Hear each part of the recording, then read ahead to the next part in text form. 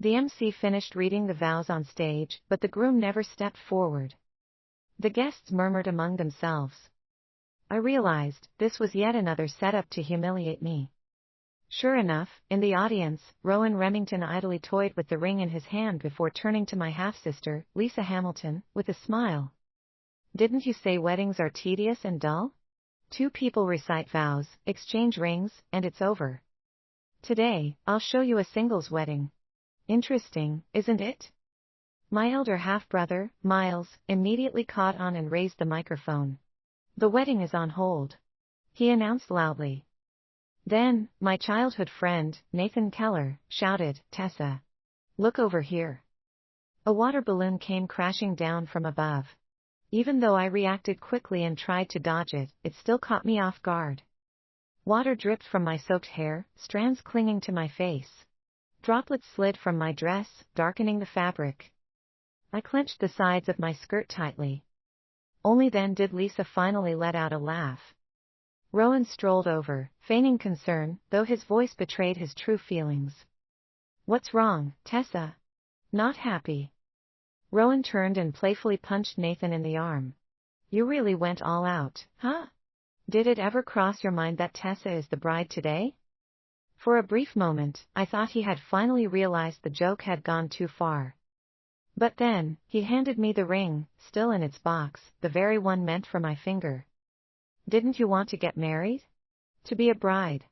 He smirked. I'm making it happen for you. I even got the MC, the groomsmen, and the guests to show up. I met his gaze with an icy glare. He scoffed. What's with that look? You didn't actually think I was going to marry you, did you? I was just helping you fulfill your wish, I never said I'd be the groom. Then, as if offering some thoughtful advice, he added, hold on to that wedding ring. Wouldn't want to lose it now. Otherwise, your groom won't have a ring to put on your finger. Oh, wait, he chuckled. There isn't even a groom at this wedding. Nathan made no effort to hide the mockery in his voice. No way. A wedding without a groom? But I have to say, Tessa looks more than ready to get married. Just look at her, so dressed up for the occasion. His words instantly turned every gaze toward me and my drenched wedding gown clinging to my body. In the past, I would have swallowed my tears and begged Rowan in a whisper not to humiliate me like this in front of everyone. But now, I simply wiped the water from my face, careful not to smudge my makeup. In a calm voice, I thanked them instead. Thank you all for walking me through this rehearsal. I was a little nervous before, but I feel much better now. The real wedding should go even more smoothly. Rowan froze for a moment before bursting into laughter. Are you really this stupid, or are you just pretending? Do you still think I'm going to marry you? Can't you see? This was all just to make Lisa laugh. A woman who throws herself at a man only cheapens herself. His smirk was laced with ridicule, not even bothering to hide his amusement. He didn't care how much his words could hurt me. Lisa and the others laughed heartily. My heart felt like it was being wrung tightly, over and over again. I had known for a while that Rowan, Miles, and Nathan had planned to humiliate me. A few days earlier, Rowan had called me. Don't you want to get married, Tessa? To be a bride? The venue is set just as you chose it. See you there. My heart had skipped a beat then. He knew me too well, he knew how much I longed for marriage. After my mother passed away, I lived with my grandmother. Now, she is gravely ill. Her only wish is to see me married, to witness my happiness before she leaves this world. I had booked the wedding venue long ago, begging Rowan countless times to marry me, even if it was just a farce of a ceremony to put my grandmother's mind at ease. That one phone call had thrown me into turmoil. I had wanted to talk to Miles about it in his study. But instead, I accidentally overheard them enthusiastically discussing how to orchestrate this idea of a cruel joke on my wedding day. Rowan burst into laughter. I just called Tessa and told her to prepare for the wedding. Guess what? She actually believed I was going to marry her. Tell me, how stupid can that woman be? She has no idea. That's what makes it entertaining. The best part will be her raw, unfiltered embarrassment. Lisa will love it, Miles chimed in. I covered my mouth in shock. Even Miles had taken Lisa's side. Nathan jumped in eagerly. What if we swapped the confetti for a water balloon? Imagine her drenched like a pathetic, wet little stray. Just don't let Lisa find out beforehand, he added. It won't be as fun if she knows what's coming. They seemed completely satisfied with their scheme, their expressions brimming with anticipation. I stood frozen at the doorway, unable to move. The wedding I had longed for, had meticulously planned, was nothing more than a wicked prank to amuse Lisa.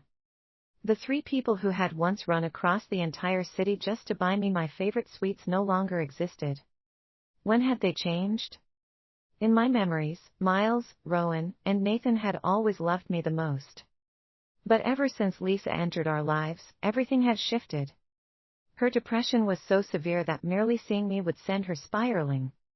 Every time she had an episode, she would beg Miles and the others to stay with her. At first, they dismissed it, scoffing that her depression was nothing more than an act. But little by little, their attention shifted, from me to Lisa. First, it was Rowan, the man I had loved for 7 years. Then Miles and Nathan, who had been by my side since we were children.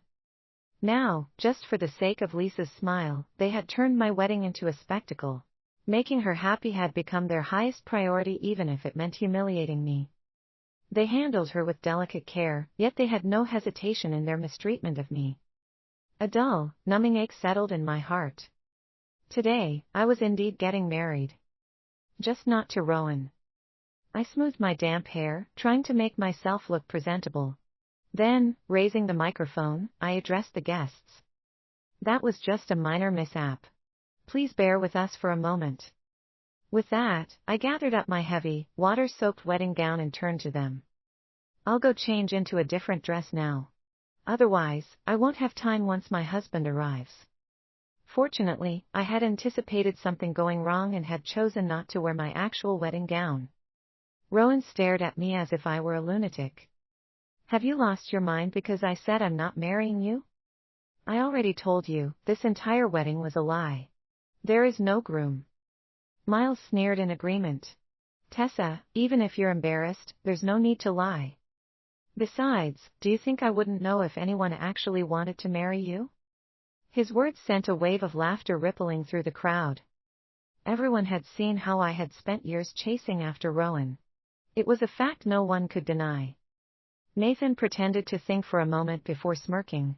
Could it be that she's just trying to make Rowan jealous? That's such a pathetic trick, Tessa. Don't you think it's ridiculous? Lisa gently tried to stop them, then turned to me with a look of concern. Tessa, this whole thing was just a little joke to cheer me up. You playing along with them really means a lot to me. I also know you've liked Rowan for a long time, but love is a two-way street. A girl should know her worth. Father is watching from the audience, along with so many guests. You shouldn't keep making a scene. Her voice was soft, her tone soothing, but every word painted me as a shameless woman. I glanced down and saw my father's face darken as he hurried to offer the guests an explanation. Taking a deep breath, I steadied myself and spoke firmly. This is my wedding. The groom is on his way. Then, without hesitation, I picked up my phone and dialed the number pinned at the top of my contacts. But the call went straight to voicemail. I redialed, again and again, but no one answered. A hollow unease settled in my heart. After all, we had only met once. Rowan watched me with amusement, his tone dripping with sarcasm. I used to think you were just unabashed. Now, I see you're also remarkably good at lying to yourself. Miles scoffed. Stop wasting your time, Tessa. Lisa cast me a pitying glance, then turned to Rowan. Rowan, it looks like Tessa desperately wants to get married, she said softly. Why don't you just humor her and go through the motions? I feel a little sorry for her. Rowan didn't even hesitate. I was only playing along to amuse you. I never had any intention of marrying Tessa. He took a deliberate step back as if drawing a clear boundary, as if afraid I might cling to him. Lisa then turned to Nathan. Nathan recoiled instantly. There's no way I'd embarrass myself like that. Watching them scramble to reject Lisa's suggestion, eager to prove their loyalty to her, I felt nothing. Nothing but the echo of a memory. At 18, these same two men had fought over the chance to have me as their partner at their coming-of-age ceremony. They had tripped over each other planting roses in my honor, hoping to win my favor. Now, their devotion belonged to someone else, and my heart had long since gone numb. I refused to watch Lisa pretend to be kind. Don't worry. I wouldn't marry either of you scumbags, nor would I ever let you be associated with me, I said coldly. My groom is someone else entirely. My father, Richard Hamilton, finally lost his patience. He bellowed at me, his face twisted with fury. Tessa. Stop this act. Do you want to humiliate me in front of everyone? Why can't you be more like Lisa? Sensible, obedient. Do you have to make sure the whole world knows you're a desperate, unwanted burden? I stood there on the stage, stripped of dignity, forced to endure his rage. All he cared about was saving his reputation. My frail yet steady grandmother held my hand tightly. She looked at me with unwavering support and offered a reassuring smile. Tessa would never lie.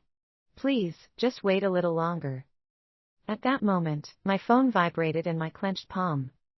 I answered, my heart pounding. A deep, steady voice came through the receiver, urgent yet soothing. Sorry, my love. Traffic's bad today, but I'm on my way. I told him to be careful. Nathan smirked, watching me like he was enjoying a show. You're really committed to this act. Did you hire some random guy to play the part? Tessa, you really will do anything to protect that pitiful shred of dignity, won't you? If you're that desperate to get married, why not just pick a man from the crowd? Rowan suggested with feigned kindness, but I knew better. He wanted to humiliate me further, to make sure I had no way to walk away from this unscathed. In the next moment, he grabbed the microphone and turned to the guests. Everyone, we have a special announcement. The esteemed eldest daughter of the Hamiltons, Tessa, is now accepting suitors, right here, right now. As long as you're a man, you're welcome to sign up. If anyone's interested, we can hold the wedding on the spot. Any takers? Our dear Miss Tessa is nothing if not devoted. She's been chasing after me for years, utterly relentless in her pursuit. The crowd buzzed with murmurs, and some even pulled out their phones to record the spectacle. Heat crept up my face as I bit my lip in embarrassment.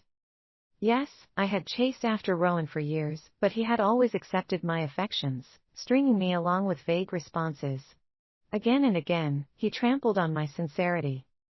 A sharp gust of wind blew past. The chill seeped into my bones, numbing me from the inside out. Then, to my horror, someone responded to Rowan's taunt, stepping forward to volunteer as my groom. Rowan led him onto the stage, a man in his 40s or 50s, old enough to be my father. He grinned, revealing a mouthful of yellowed teeth, his eyes leering at me. Miss Tessa, you are so fair-skinned and beautiful, he said, his tone dripping with sleaze. Nathan and Miles shoved me toward him, laughing as if this were some grand joke. I felt sick to my stomach, unable to utter a word. Miles clicked his tongue in annoyance. Isn't this faster than hiring some actor? Just marry him already and stop embarrassing our family. Even Lisa spoke up, feigning concern. Don't make a big fuss, Tessa. We've carefully selected him for you, what could you possibly be dissatisfied with? I clenched my fists, staring at the so-called respectable people around me. My voice was ice-cold as I declared, my wedding is not yours to decide. Then I remembered, just yesterday, I had officially registered my marriage. My marriage certificate was right there, inside my wedding purse. I strode forward, grabbed my bag, and pulled out the document. Flipping it open, I threw it onto the table in front of them. This is my marriage certificate, I said coldly. I told you, my husband just hasn't arrived yet. Miles froze, his expression flickering between shock and disbelief before he suddenly burst into laughter, clutching his stomach. Tessa, you really went all out with this act, he sneered. Do you even know who this man is? You actually dared to Photoshop his name into your certificate? Rowan snatched up the document and took a glance. The entire room erupted in derisive laughter. Where did you even get this certificate made? Couldn't you at least make it look somewhat believable? Rowan taunted. Besides, this is Dolly Group's CEO, Draco Dolly. I was literally begging him for a meeting yesterday to discuss a business deal. But you know what he said? Rowan continued, shaking his head in mock amusement. That he had just gotten married and was busy spending time with his wife. And now, you're trying to convince us that he's your husband. What a joke. I thought back to yesterday. Draco had indeed spent the entire day with me, patiently helping me try on wedding dresses. His phone had rung non-stop, yet when I told him he could take his calls, he had insisted on staying until I had finished. Lisa sighed, her eyes brimming with faux sympathy. It's not your fault that your love was unrequited, Tessa, she said gently. But to fabricate an entire story just to deceive yourself. You're only making yourself look like a fool. My father had finally had enough. With an enraged scowl, he stormed forward, grabbed my wrist, and yanked me toward the edge of the stage. Enough, Tessa. Haven't you embarrassed yourself enough for one day? His furious voice echoed through the hall, but before he could drag me away, Rowan grabbed my wrist, stopping me in my tracks. Didn't you say he was almost here? He sneered. Why not let us meet this so-called husband of yours? Otherwise, wouldn't today have been a wasted trip? Miles and Nathan joined in, seizing my arms to keep me from leaving. In the struggle, I lost my balance, teetering dangerously on the edge of the stage. For a fleeting second, I braced for the inevitable, humiliation crashing down on me as I tumbled down the steps, completing today's spectacle in the worst possible way. But instead of the cold, hard ground, I fell into the arms of a strong embrace. A crisp, clean scent of pine enveloped me as a deep voice murmured against my ear, steady and reassuring. Sorry, my love. I'm very late.